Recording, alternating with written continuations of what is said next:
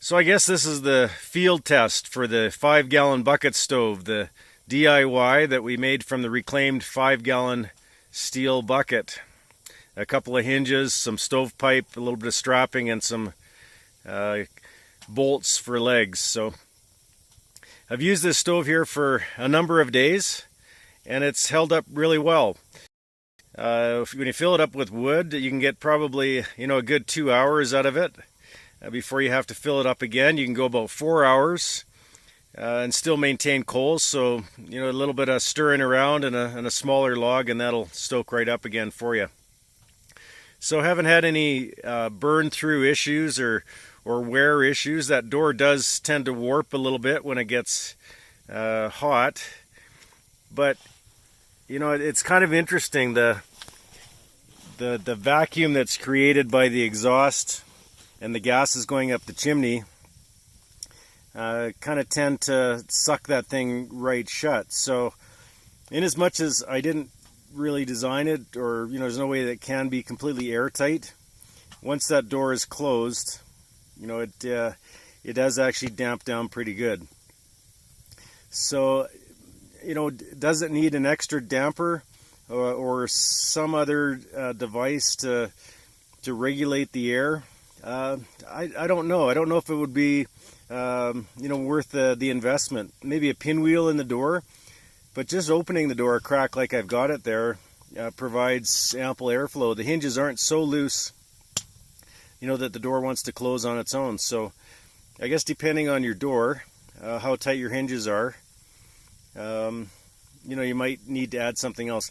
As far as a damper, with that door closed, it pretty much snuffs that fire right out. So I can't see any purpose in damping it even further. Yes, there is a lot of heat that goes up that chimney, but I think to take space away internally from the firebox would just make it too small. You can get a number of those 3.5 inch logs in there, enough to keep it going pretty good for a good couple hours.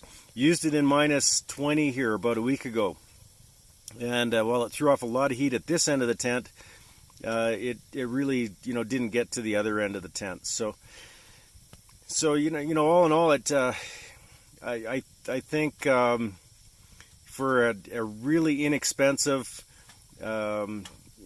quasi portable stove, I think it's doing what it's intended to do. The whole point about a stove is that you're sending all of the smoke and gases up a chimney and outside. So essentially, that's what it's designed to do, and that's what it's doing. It's allowing you to have a fire inside a tent, inside a tarp. Is this something that you could put into your shop at home? Yeah, I suppose you could, but I think you'd want to spend, just a little bit more money. Get something UL or CSA rated for that. But for a tent, out in the backcountry, something fairly light. It's not as portable as my takedown stove, but if you've got the room in your sled or on the back of your quad, it's a good option.